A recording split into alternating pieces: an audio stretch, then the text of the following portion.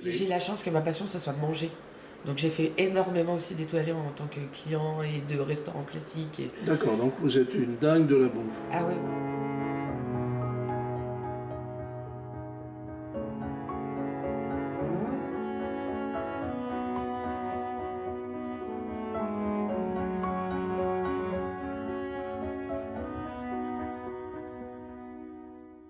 Chers amis, chers auditeurs, bien le bonjour. Je suis toujours dans mon village de Choisy, à l'auberge Bien Allée. Alors la semaine dernière ou la fois précédente, je ne sais plus, nous étions avec Stéphane, le patron, dirigeant, chef cuisinier, bon, le big chef. Aujourd'hui, je suis avec Steven. et Gwendoline. Gwendoline. Quels sont vos métiers? Serveur. Serveuse aussi. Serveuse.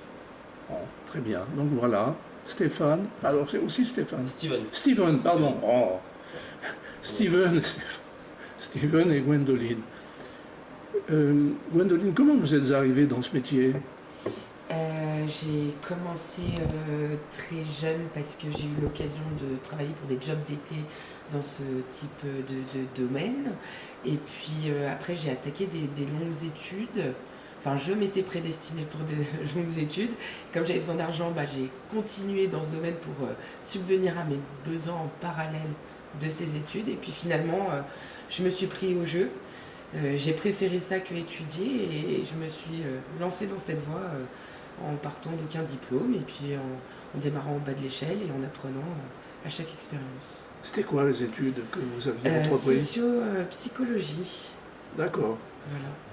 Bon, alors ça tombe plutôt bien avec ce métier parce que vous voyez beaucoup de monde derrière le bar ou quand vous servez les gens.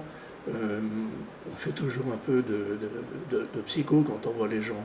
Oui, finalement, c'est un peu l'écho de ce métier-là, puisque c'est la facette cachée un peu du métier, où c'est pas seulement servir des plats et encaisser des tables. Et effectivement, on doit s'adapter à toutes sortes de profils, et ils sont aussi variés tout au long des services. Voilà, on ne rencontre jamais la même gamme socio-professionnelle, le même type d'âge, la même manière de consommer. Donc ouais, ça y répond un petit peu. On y reviendra. Steven, comment vous êtes arrivé dans le métier? Moi j'ai fini ma troisième et je voulais travailler. Donc j'ai cherché un petit peu partout et j'ai eu l'occasion d'une patronne en restauration qui m'a proposé un contrat d'apprentissage. Donc j'ai fait 2 ans en CAP et j'ai continué dedans. Je ne me suis plus donc j'ai continué dedans et ça va faire 12 ans que je fais ça. Ah oui, vous êtes passé par un CFA, non? Pas Ouais, du tout. CFA. Ah oui. Je suis passé par un CFA en Bourgogne, à Mercurey. Ah oui. Mon école à Mercurey. Ah d'accord. C'est CAP en 2 ans. Ouais. En plein milieu des vignes. Exactement, ouais, dans le pays du vin, ouais. Ah oui. Donc en fait, vous aviez envie de faire ça. De base, je voulais être barman. Je voulais être barman, je voulais faire dans les bars, dans les grands hôtels. Et au final, je me suis retrouvé en serveur et ça me plaît. Et puis, je fais aussi un peu de bar, donc D'accord. ça rejoint pas C'est tous les le deux. bar qui vous intéressait. Ouais. De base, c'était principalement le bar, ouais, pas le service en salle. Et puis, C'est drôle de dire je veux être barman. ouais, j'ai toujours bien aimé parler aux gens. J'ai toujours bien aimé un peu rendre service. Et puis, le bar, je trouvais qu'on Oui, avait là, une certaine proximité avec les clients tout en les servant. Donc, c'était un métier que je voulais faire.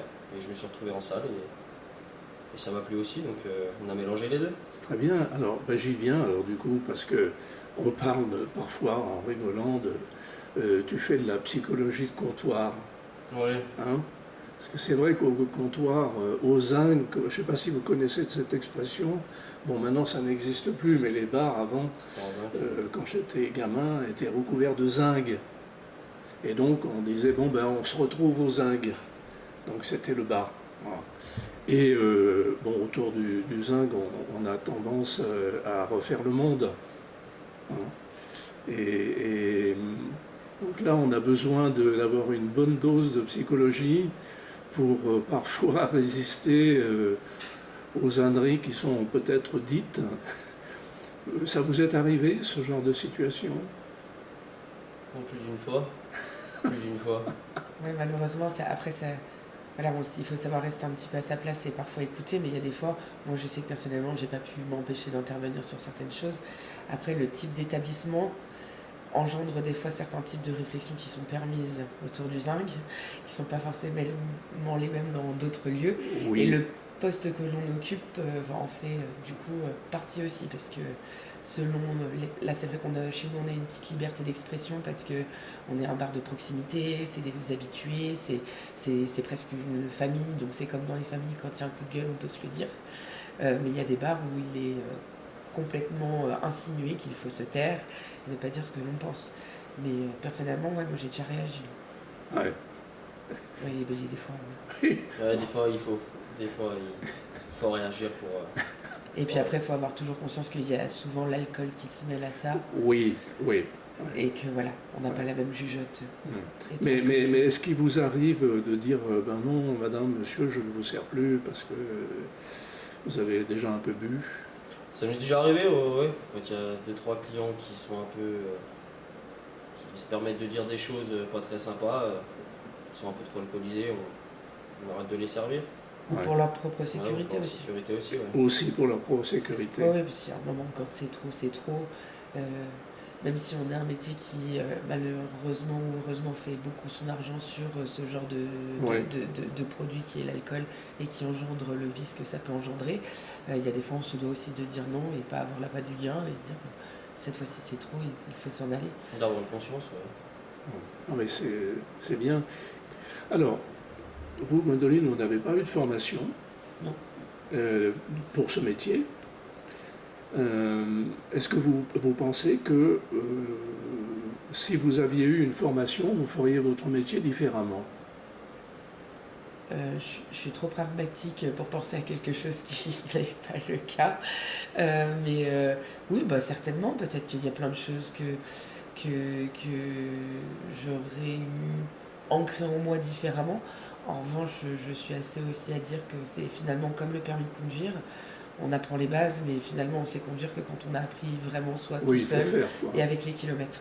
Ouais. Donc disons que j'ai peut-être eu du retard au démarrage par rapport à quelqu'un qui n'a pas eu de formation, mais au vu du nombre d'expériences que j'ai pu avoir, j'ai su le rattraper, je pense. Alors, parlez-moi de votre expérience. Elle est très diverse et très variée. C'est justement ça qui m'intéresse. Moi, je me suis dit justement, comme je n'avais pas de diplôme, qu'il fallait que je fasse un laps de temps assez long et assez court à la fois dans chaque maison dans laquelle j'allais passer, pour qu'on ait à la fois confiance en moi et pouvoir peut-être accéder à des postes un peu plus à responsabilité. Et pour finir, c'est ce que j'ai fait. Donc j'ai en général fait 1 an quelque part et je me suis en allée. Du coup, j'ai fait la Suisse, j'ai été à l'aéroport de Genève où j'ai commencé, ça c'était vraiment... Alors non, j'ai tout d'abord commencé dans des tout petits établissements, salons de thé, bars, tout ça pour la saison, à des postes de plonge très classiques. Et puis après, j'ai eu un poste d'abord dans une petite guinguette à Paris. Là, ça y est, c'était runner officiel, on touchait à la salle et au contact clientèle, même s'il n'apportait aucune charge technique, puisque c'était simplement apporter les plats et les débarrasser. Et puis après, j'en ai enchaîné plusieurs comme ça.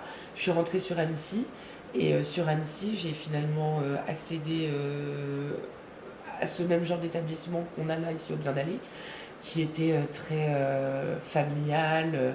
Et donc là, j'étais tellement en autonomie que j'ai pu toucher vraiment le contact client, mais le client de proximité. Alors qu'avant, j'avais toujours quelque chose qui était de passant. Donc là, c'est revoir les gens, de faire attention des fois à son comportement, parce que justement, les gens, on va les revoir toute l'année. C'est eux qui vont nous faire vivre dans le creux de la vague, quand c'est plus la saison. Apprendre à les connaître les habitudes, et voir la reconnaissance des gens, qu'on les connaisse et qu'on les reconnaisse. Et puis j'ai accédé après à Annecy, j'ai postulé par hasard en hôtellerie. Et puis donc là, j'ai pu faire de l'hôtellerie pure et dure pour le Novotel. Là, je sortais complètement d'un autre cadre, tenue en uniforme, du client de passage, mais devoir parler plusieurs langues, apprendre à gérer les grands groupes, faire du room service. Donc là, c'est pareil, j'ai un peu gravi les échelons. Puis après, je suis allée en Suisse. J'ai attaqué par l'aéroport de Genève. Et puis là, j'ai recommencé tout en bas de l'échelle. J'étais à vendre des kebabs à l'étage des arrivées. Et puis très vite, ils se sont rendus compte que c'était pas ma place. Et du coup, je suis allée dans un restaurant qui était quand même assez prisé là-bas. Et puis après, pareil, j'ai continué en Suisse. J'ai fait de l'hôtellerie un peu plus poussée, j'ai fait de la gastronomie un peu plus poussée aussi, des choses beaucoup plus conventionnelles, pas guindées, mais qui nécessitent vraiment. Vous avez bossé dans un étoilé, par exemple? Oui. Alors voilà, c'est quelque chose qui est assez, qui m'a plu, mais qui a pour moi été qui a trop robotisé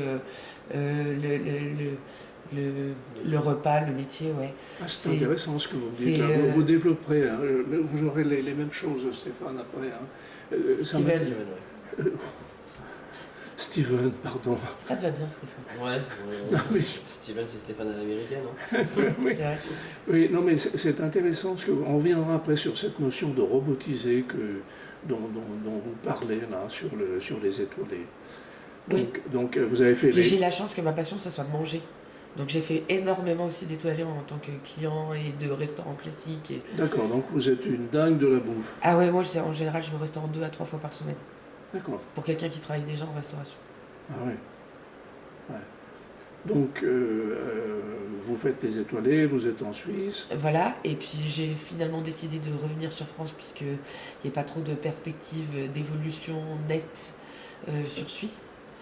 Là, c'est le moment où je savais plus trop me situer. Puis c'est vrai que moi, j'ai toujours été dans des postes où, à la base, je prenais un peu le lead par moi-même, sans, entre guillemets, avoir la gloire, entre guillemets, si je peux dire, et surtout la paye. Du coup, je suis revenue quand même sur France. Et puis là, j'ai appris la seule chose que j'avais pas dans mon CV, c'est-à-dire le bar vraiment classique, mais surtout faire de la terrasse et desservir énormément de boissons, et puis faire un gros débit de boissons derrière le bar. Quelque chose qui est vraiment intensif, comme on peut voir en vieille ville à Annecy.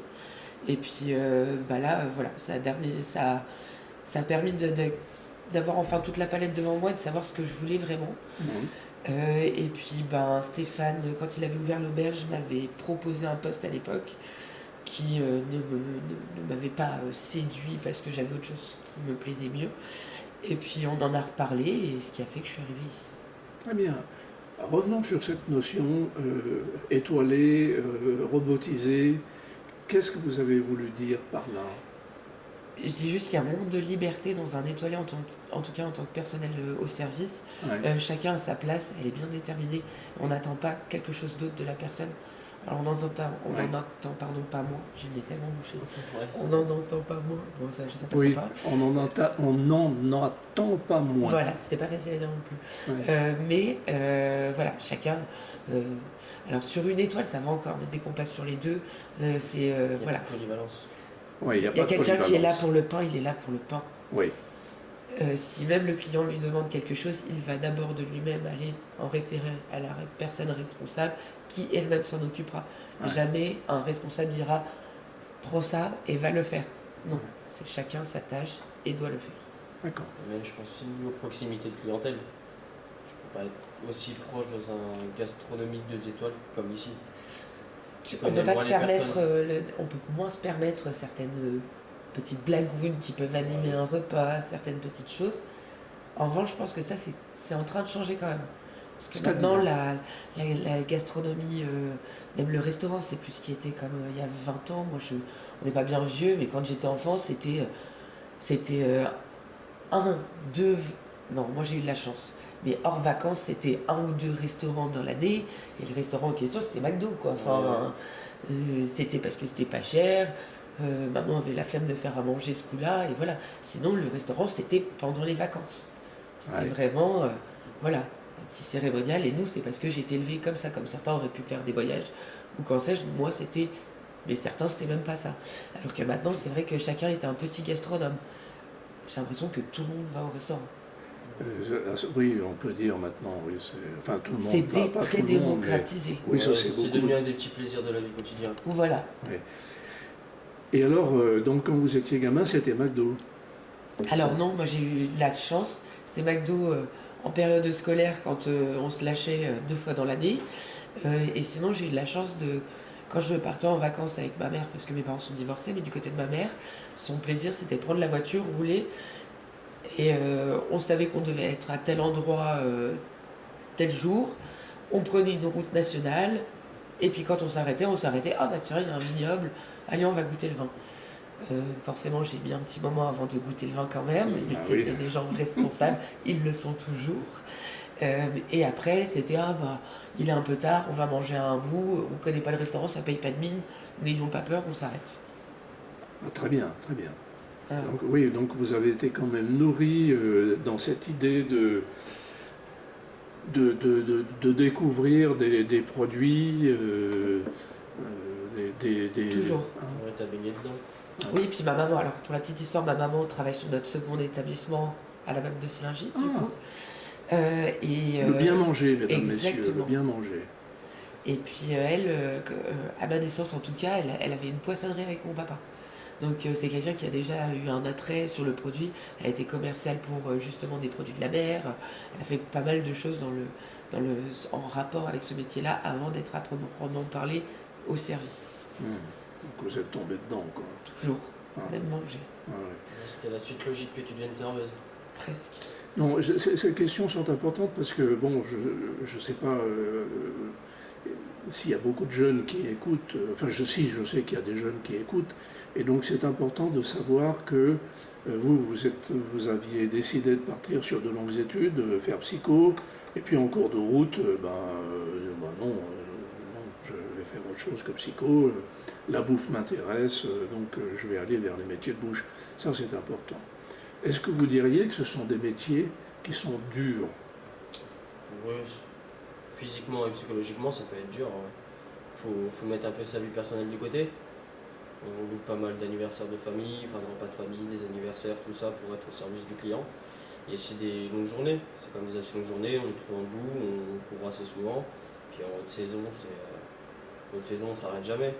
C'est des horaires un peu intensifs, ouais. Je ne sais pas si ça va attirer des jeunes. Non, mais il faut savoir après dans quoi ils mettent les PD. Oui. C'est un beau métier, hein. C'est Oui. un très beau métier. Après, on apprend à connaître plein de monde, c'est divers et varié, mais il faut savoir à quoi s'attendre. On ne rentre pas dans ce métier en se disant je vais faire mon 10h-15h et puis je vais partir. Non, il y a toujours des petites choses. Une table qui arrive en dernière minute, une table qui veut reprendre un digestif, une table qui traîne, une table qui arrive en retard d'1 heure. C'est des petits aléas de la vie qui arrivent et il faut avoir conscience. Ouais. C'est pas une vie qu'on peut planifier. On ne peut pas planifier sa vie comme les gens qui bossent dans les bureaux.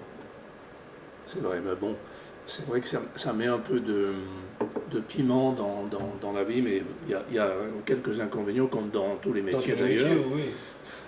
Mais bon, ça c'est important de le dire. Et vous, Gwendoline, vous trouvez que c'est un métier dur? Moi, je pense que je suis plus nuancée. Parce que déjà, je trouve que le métier, il a pas mal évolué, quand même. On a de la chance qu'après Covid, il y a des choses qu'on aurait acceptées avant, qu'on n'accepte plus maintenant, et qui ont fait aussi un peu la loi de l'employé.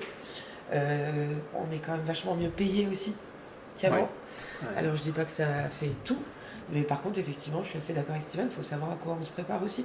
Il y a un moment où on ne peut pas travailler quand les gens travaillent. Nous, on est là pour travailler quand les gens ne travaillent pas, ce qui paraît logique. Ce qui veut dire qu'effectivement, quand on veut une vie à côté, on est en décalage. Alors, il y en a certains à qui c'est plus difficile d'appréhender, peut-être quand on a des enfants en bas âge, etc. Et encore, je connais des personnes à qui ça convient très bien. Parce que moi, personnellement, la vie permanente avec mes semblables hors boulot est plus difficile. Donc, si je travaille, c'est voilà. Je suis quelqu'un qui a toujours en plus préféré les ambiances de nuit que de jour, malgré que je fasse pas mal de jours quand même, parce que ça, c'est le poste qui le suppose et qui veut ça. Mais voilà, il faut par contre effectivement avoir toujours en tête qu'il y a une certaine sorte d'adaptabilité. Ouais. On n'est pas un marché où il y a un cours de la clientèle. Ouais. La clientèle, des fois, elle est là, des fois, elle n'est pas là. Ouais. Des fois, elle est là plus longtemps, des fois, elle est là moins longtemps. Des fois, c'est particulier, selon les vacances des autres, les fêtes des mères. On sait qu'on a des périodes dans l'année qui sont des vrais pics, d'activité et d'autres beaucoup moins. Donc, j'ai envie de dire, des fois on se décarcasse beaucoup, c'est très intense, et des fois on le rattrape sur le restant. Parce que par contre, nous on a de la chance, on n'est pas comme Carrefour. Demain, sinon, on n'a plus personne à 21h30 et que ça fait déjà 1 heure qu'on attend le client, on peut prendre la décision de dire bon bah voilà, le service est terminé, on renvoie les équipes chez elles, vous avez bien mérité votre soirée. Et Carrefour, il n'y a pas de client pendant 3 heures, la fermeture c'est 20h, c'est 20h. Ouais. Voilà. Oui, on a une certaine aussi liberté d'horaire. Voilà. Il y a des fois, on le paye, mais des fois c'est repris d'un autre. Ouais. Donc, mais il faut avoir conscience de ça. Oui, c'est vrai que le Covid a marqué vraiment, dans beaucoup de métiers d'ailleurs, hein. Il y a eu des tas de changements après, effectivement. Bon, la restauration, ça a bien tourné quand même après le Covid. Ah oui, hein, bon, les horaires sont plus les mêmes, le salaire, comme vous dites, n'est plus le même. Enfin, il y a eu une réorganisation dans les horaires, dans la méthode de travailler, hein. Totalement. Steven, ah ben oui, parlez-moi de votre formation au CFA. CAP. Ouais. Ouais, c'était une formation de restauration en 2 ans, donc les classiques de la restauration, comment dresser sa table. C'était plus une formation en gastronomie que j'ai fait. Ah oui. Donc ouais, enfin l'école où j'étais, le CFA à Mercurey, c'était le restaurant d'application, c'était du gastronomique. Donc c'était apprendre à découper un poulet devant tout le monde au guéridon. Quand on sert le vin, qu'on commence à gauche, il faut toujours continuer à gauche ou servir les gens à droite. C'était que des petits détails qu'on a appris en restauration qui m'ont bien servi, mais malgré que j'ai jamais fait de gastronomique. J'ai jamais fait de gastronomique, ça m'a jamais attiré.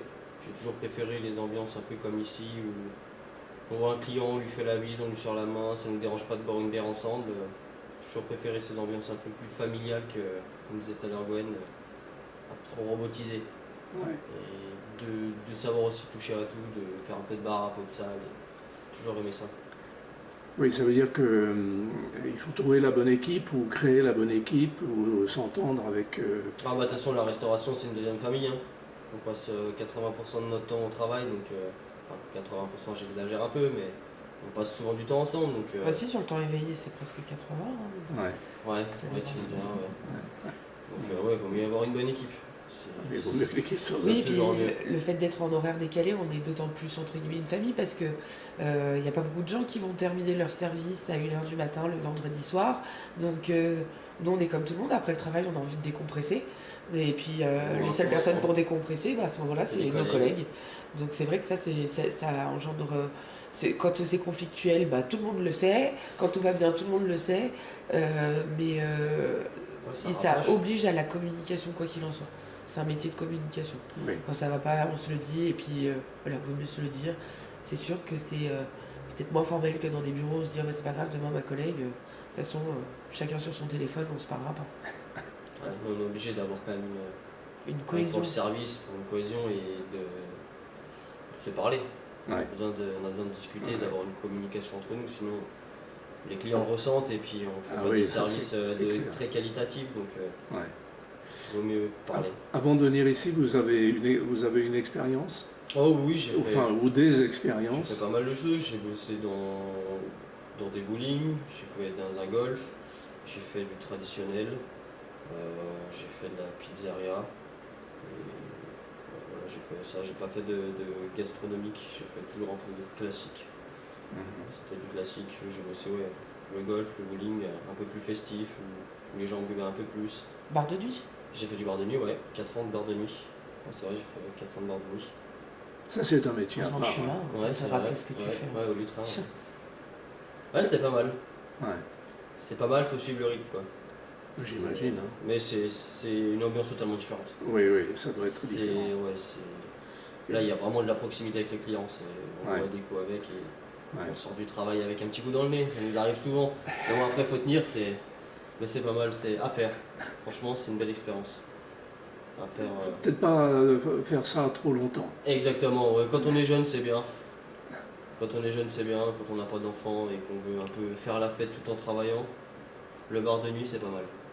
Gwen, Moi, je pense pas que ça soit conseillé ou déconseillé. C'est vraiment propre à chacun. Au final, il y en a qui aiment ce rythme.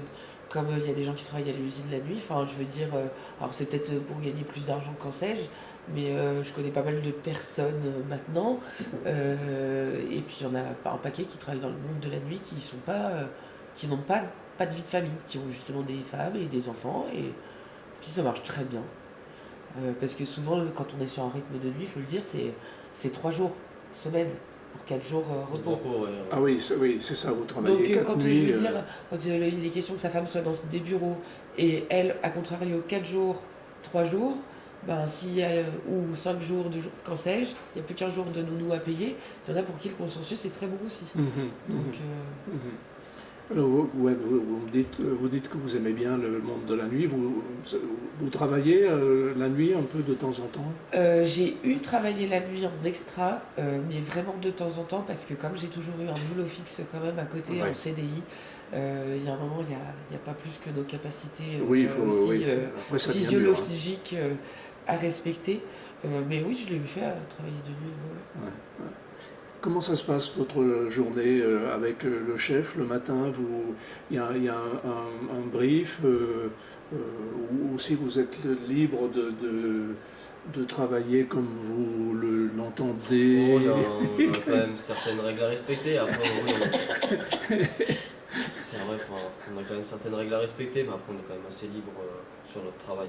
Du moment que c'est fait dans les temps et que c'est bien fait, on n'a pas d'étape.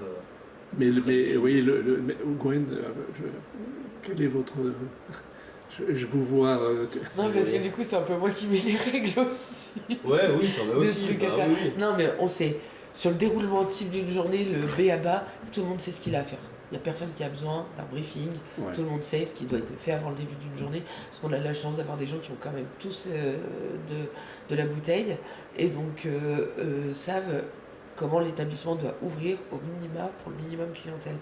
Après, il y a d'autres choses à faire qui dépendent des jours de livraison de marchandises, des jours de commande de marchandises, des jours particuliers où on va faire des groupes privés. C'était à ça que je pensais par rapport au groupe que vous recevez, et c'est jamais le même... Enfin, les profils sont différents quand vous recevez des groupes, les profils sont différents, donc vous savez, entre guillemets, que vous allez proposer plus certains produits que d'autres. Oui.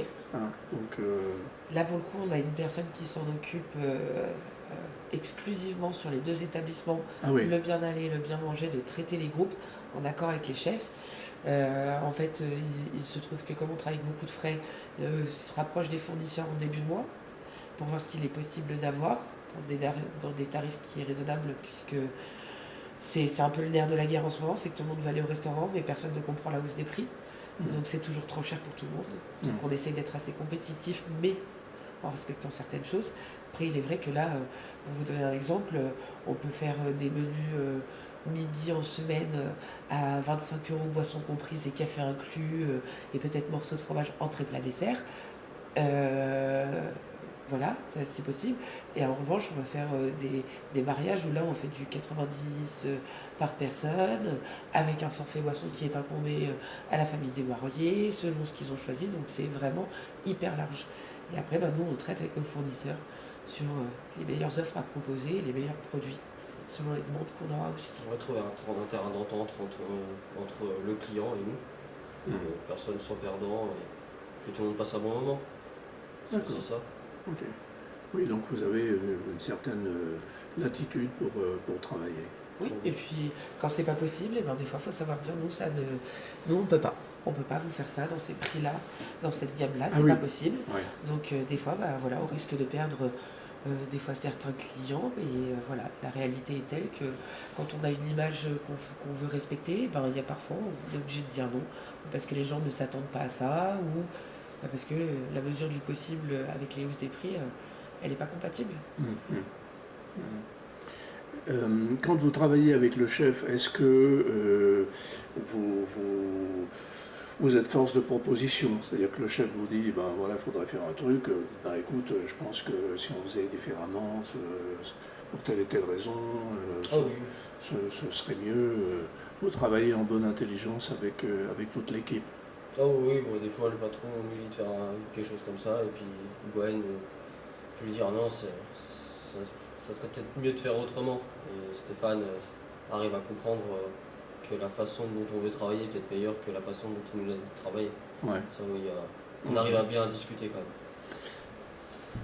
Alors, dans vos places respectives, honneur aux dames, Gwen, quand vous êtes au bar et qu'il y a des messieurs qui arrivent comme moi l'autre jour, et puis je vois toutes les bouteilles, je n'avais pas du tout l'intention de boire quelque chose, et puis je vois toutes les bouteilles.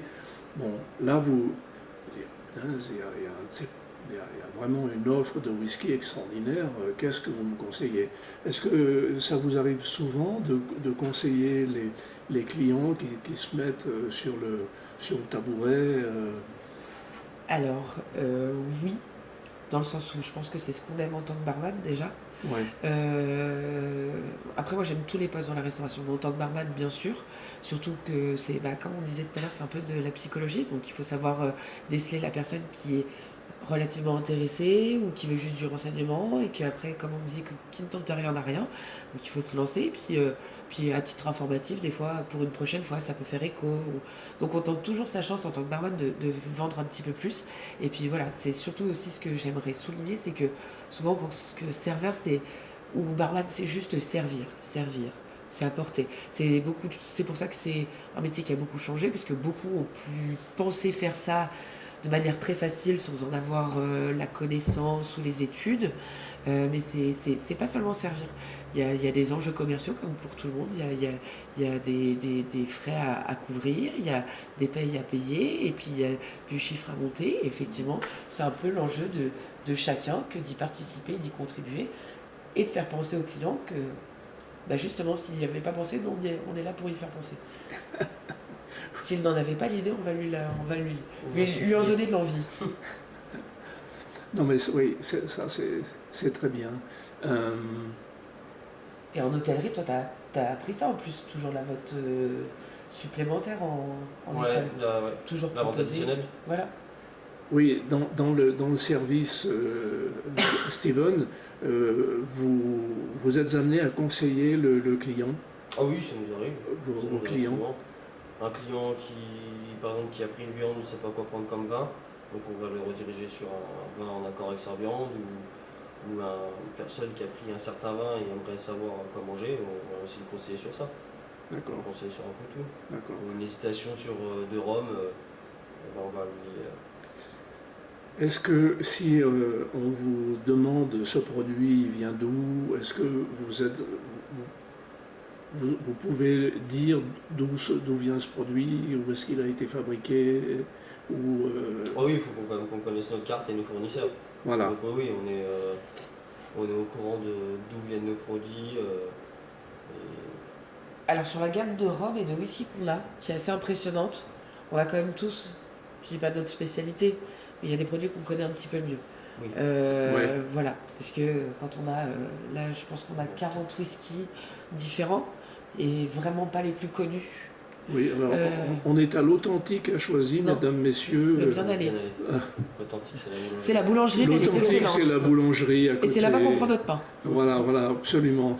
Donc, on est au bien aller à Choisy, 40 whisky, des À pas peu très près pareil connus, en rhum. Ouais. et pareil en rhum. On a une dizaine de gins, quelques cognacs, pas mal d'eau de vie différentes. Donc oui, on a une... là, du coup, ce qu'on a...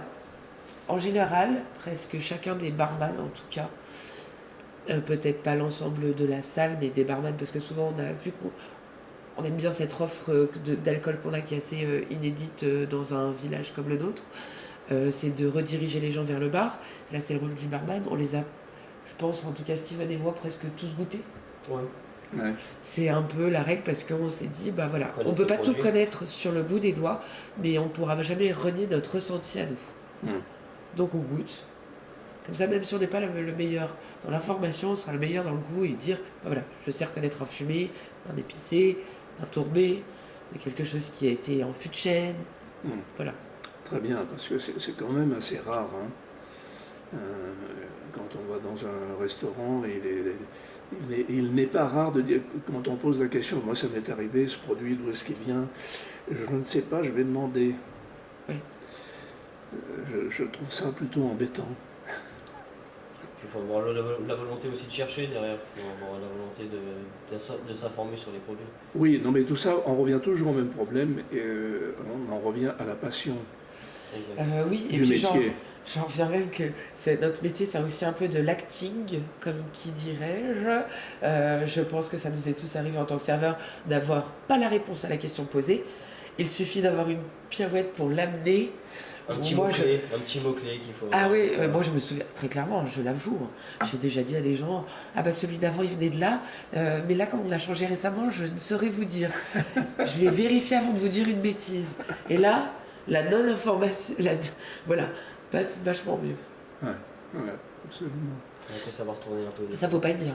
Oui, non, mais bon, c'est un secret c'est un secret du barman et du serveur. Vous ne faites pas de cocktails? Si, vous faites des cocktails? Oui, bien sûr. Ah. Oui, on a des cocktails et je pense qu'en plus notre carte de cocktail est assez rigolote parce que c'est aucun cocktail connu dans les grands classiques des barman. On n'a pas de margarita, mojito. Alors à part l'Aperol Spritz et le Saint-Germain Spritz. Ça, c'est parce que c'est le classique dans tous les restaurants et qu'on peut pas enlever. Sinon, de cocktails vraiment, c'est des recettes inédites. C'est des créations. Ouais. Donc c'est vous qui les avez créés? Ouais. C'est des tests qu'on se fait des fois. C'est des tests, il y a une grande partie de cartes c'est Steven, il y en a une autre c'est moi et à chaque fois en général on se fait toujours goûter l'un et l'autre ou alors on s'impose un produit et on va dire à l'un ou l'autre, allez, il faut faire quelque chose avec ce produit-là, montre-moi ce que tu peux me sortir. C'est pour ça qu'on a même une ligne cocktail du moment parce que c'est selon ce qu'on a. Et ce qu'on va fonction des fruits. Des fruits, des alcools, parce qu'il y a des fois, quand on teste des choses dans un bar, c'est la réalité, mais on va acheter un produit, pour pouvoir gagner son argent dessus, il va falloir le vendre, on n'arrive pas à le vendre, ok, comment on fait pour ne pas faire de pertes? C'est un peu comme la cuisine finalement. Bonjour. On retravaille les produits pour éviter d'avoir de la perte.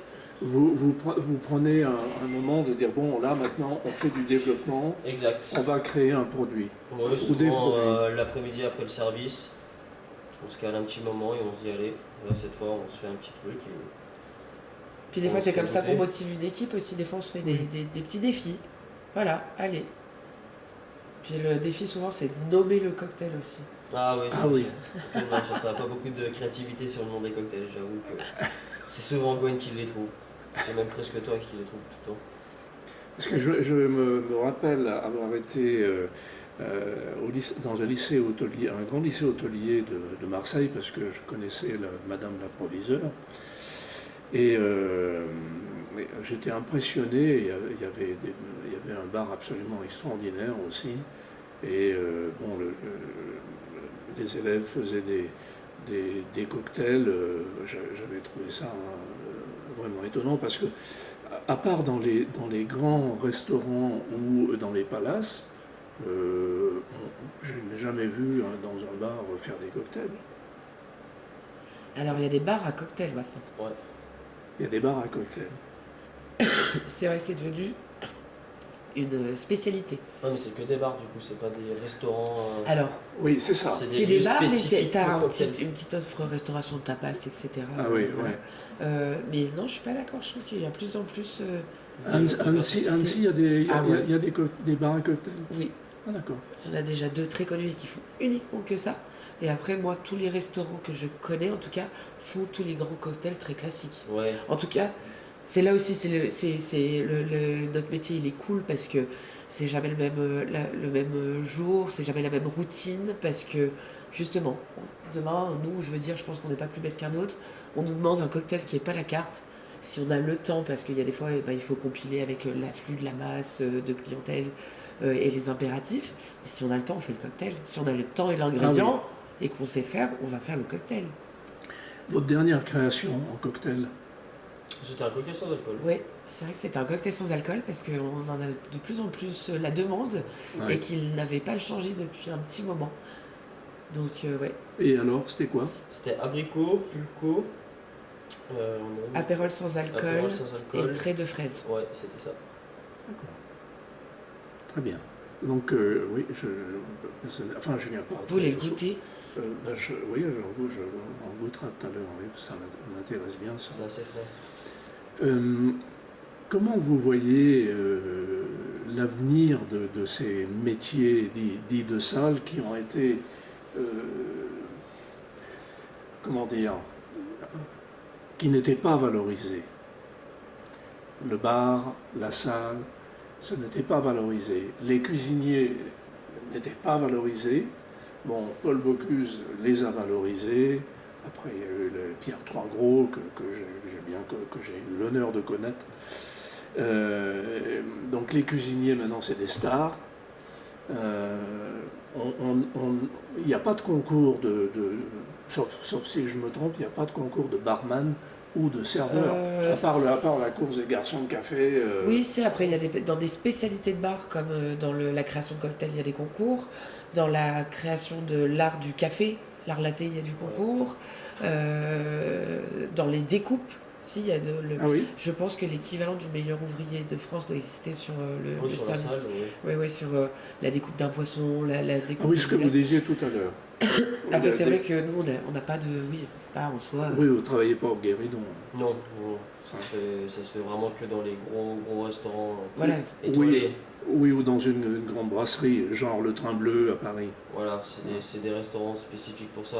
Ou dans la sommellerie, ce qui est encore différent. Ouais. Non, sinon, on n'a pas de concours. Mais je pense que ça va évoluer finalement, comme tous les métiers qui ont été sous-estimés jusqu'à maintenant. Ouais. Quand c'est sous-estimé, on oriente une population à se désintéresser de ce genre de métier. Donc ça finit par engendrer la rareté. Et puis la rareté, on finit par la payer.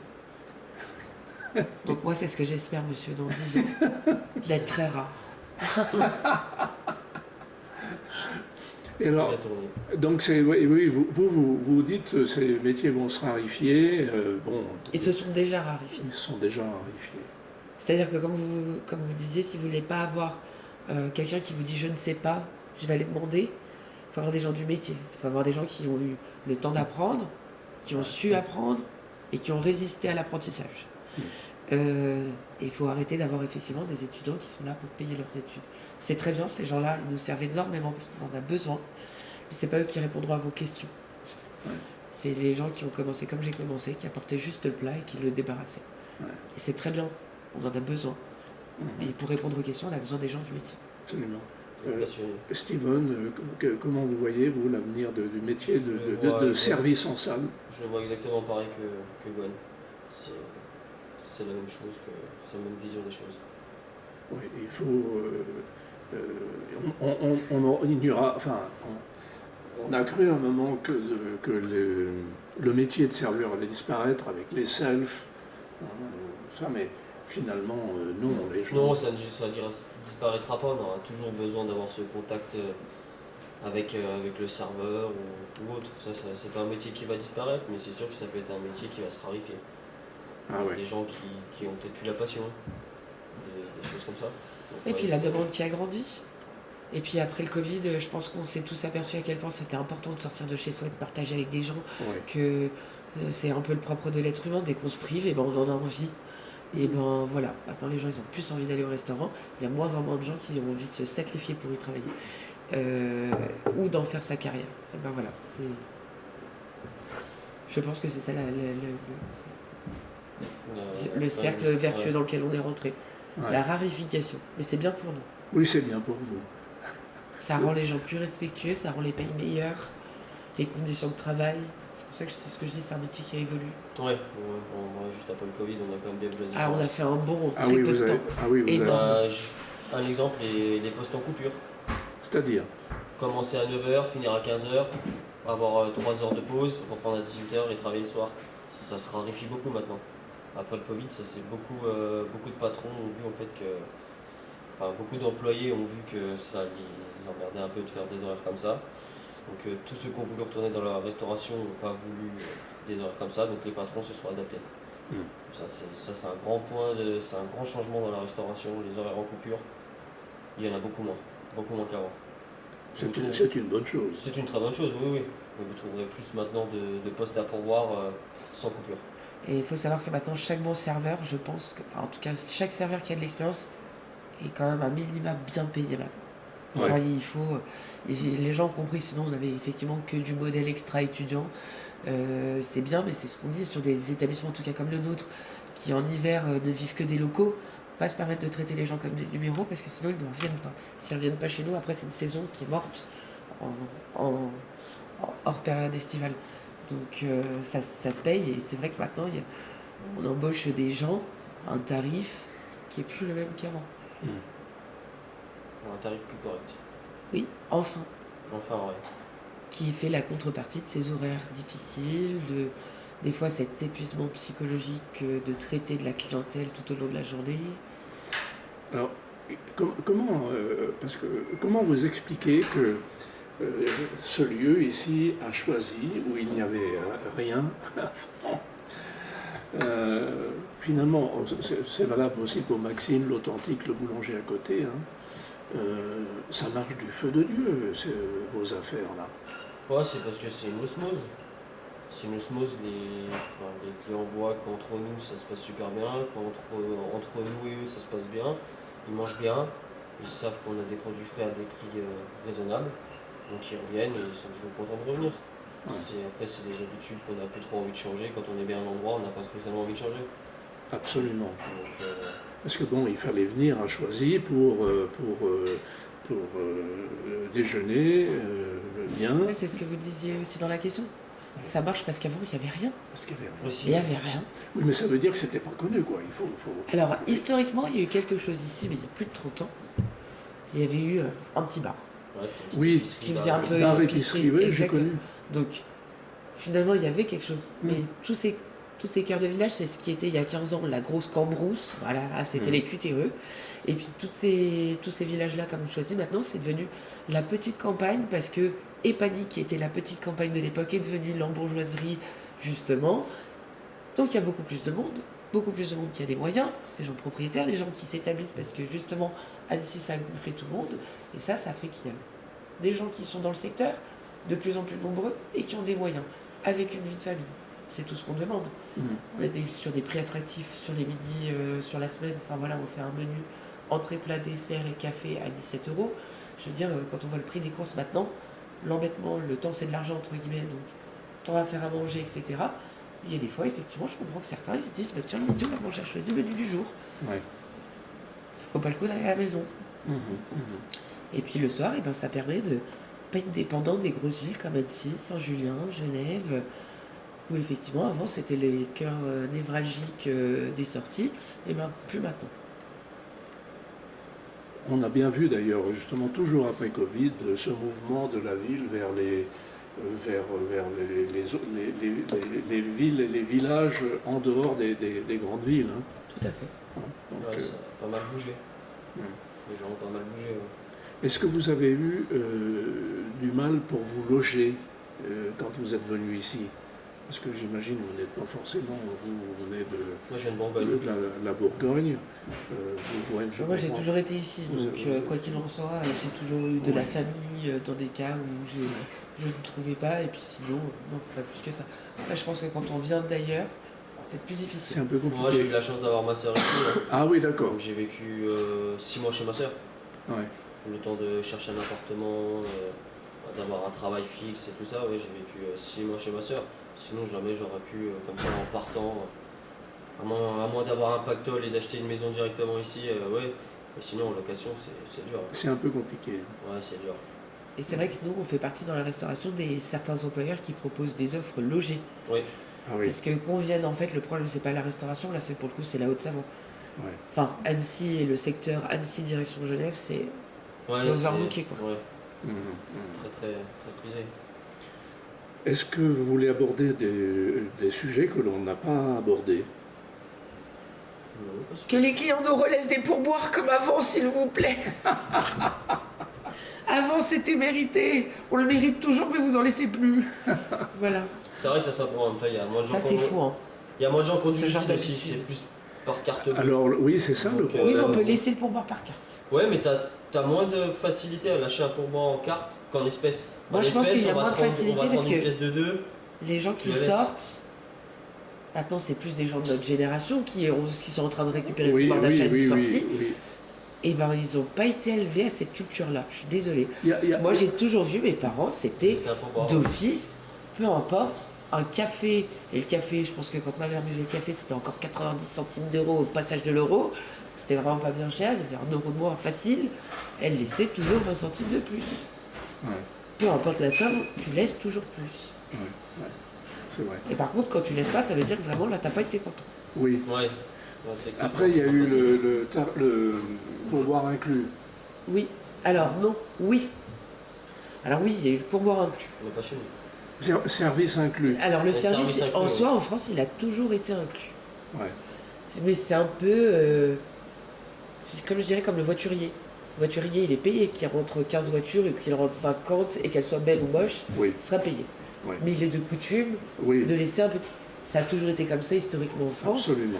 Et puis aussi parce que, faut savoir que quand nous, on gère des clients habitués, c'est-à-dire qu'on gère certains passe-droits et une certaine reconnaissance qui ne se rendent pas compte des fois, mais multiplié par le nombre de clients habitués qu'on a, c'est vraiment du privilège qui nous coûte dans notre métier. Et bah, c'est un peu la reconnaissance de dire merci de me faire passer vraiment ce bon moment. Oui, oui, oui. Mais quand vous dites passe-droit, c'est pas vraiment passe-droit, simplement vous connaissez Ah la si, ça devient du passe-droit des fois. Ouais, Ah, des si, fois, si, si. ouais, Ah oui. avec Ah, quel oui. client, mais ouais, Ah des fois, oui, c'est- carrément Ah du oui, passe-droit. Ah oui. Nous, il y en a, ils savent que dans la formule menu du jour, c'est tout bête, mais il y a un petit gâteau avec le café qu'on ne met pas. Et ben là...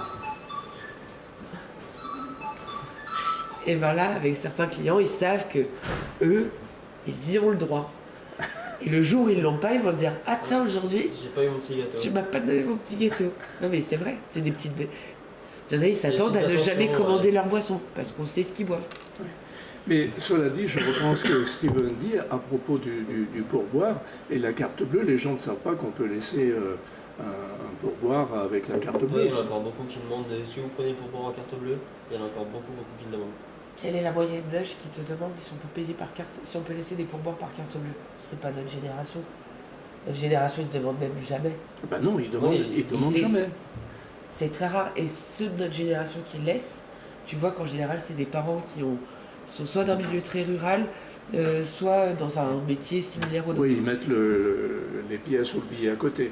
Parce que ça a été élevé comme ça, où ils ont été sensibles à ce métier-là. Mais c'est quand même assez... C'est plus que c'était. Les salaires ont augmenté, mais c'est vrai que les pourboires, Ouais, mais c'est- pour le coup, ont énormément baissé. Moi, je Ouais. fais peut-être un quart de moins que ce que je faisais avant. Pareil, quand j'ai commencé un apprentissage, les groupes, c'était souvent au groupe de 30 ou 40 personnes, c'était 20-25 euros de pourboire. Maintenant, des fois, si on arrive à avoir 10 euros, c'est le bout du monde. Hein. Ah oui. Ouais, c'est- Et pourtant, ce jeune homme, la dernière fois qu'on a eu un groupe, il y avait un monsieur handicapé, il a coupé la viande du monsieur. Alors qu'ils étaient 30 à table, que quelqu'un aurait pu se défendre. C'est pour ça qu'on dit des fois, on se donne. Parce qu'on est là, parce on sait que les gens ici viennent passer un souvenir. Alors oui, le midi, quand c'est des ouvriers, ils viennent vraiment se restaurer de manière substantielle, pure et dure. Mais sinon, les autres, c'est pour passer un vrai bon moment. Ouais, pour créer des souvenirs. Mais oui, enfin voilà, ça c'est un grand débat. Pour voir, c'était surtout une blague Oui, sur le oui. sujet abordé. Mais c'est vrai que ça a changé. Et est-ce que vous avez des anecdotes dans votre...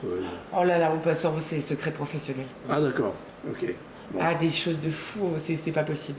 Mais sans dire de nom, Ah non, mais des ça fait- situations.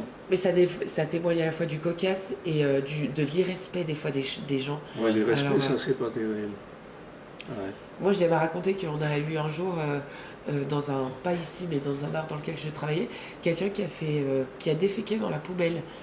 Mais attention, pas dans la poubelle. Poubelle, il a enlevé le sac, il a déféqué, il a remis le sac.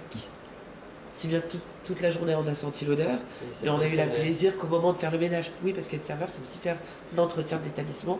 Et donc, au moment de changer la poubelle, on a eu ce super plaisir. Oui, ça c'est vraiment pas terrible. Bon. Après, des gens qui laissent des petits mots doux. Ça arrive. Ah oui. Ça aurait Cette pu se orchidée faire au bout que du ça. bar vient d'un client. Ça vous arrive de vous faire draguer il y a des gens qui vous Toi, ça draguent. t'arrive Moi, pas plus de spécialement, draguer. non, mais je me fais pas spécialement draguer, mais ouais, toi, Gwen, ouais, c'est. Ouais, ça arrive. C'est de la dragounette. Ça, quoi. c'est Oui, la- c'est sympa, c'est ce qu'on disait, Oui. c'est l'alcool. Oui, c'est l'alcool. Souvent. Mais des anecdotes oui, rigolotes, vous avez ça en magasin? Oui, oui, oui. Une. Alors nous, il y en a une, c'est vrai que normalement, si Ariane, si elle avait été là, elle l'aurait écouté parce qu'on l'a vécu ensemble. Nous, on a quelqu'un qui a déjà un peu éméché, retiré sa prothèse de jambe. Tout son groupe d'amis a versé sa bière dans le contenu de la prothèse et ils ont tous bu au verre de l'amitié. Bon, ça c'est sympa.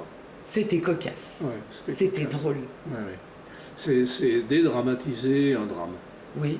Et après, moi j'ai déjà eu une braguette, non, un pantalon qui s'est fendu du genou jusqu'à la hanche en plein service. Ah oui, ça c'est Du coup, j'ai porté le t-shirt du cuisinier qui était très très costaud, qui me faisait presque une jupe pour au moins cacher les dégâts. Non, mais après des anecdotes, je n'ai pas spécialement qui me viennent en tête là. Bon. Au Novotel, j'ai déjà servi des gens qui étaient un peu pas connus, mais qui étaient connus, qui faisaient une série sur Annecy à ce moment-là.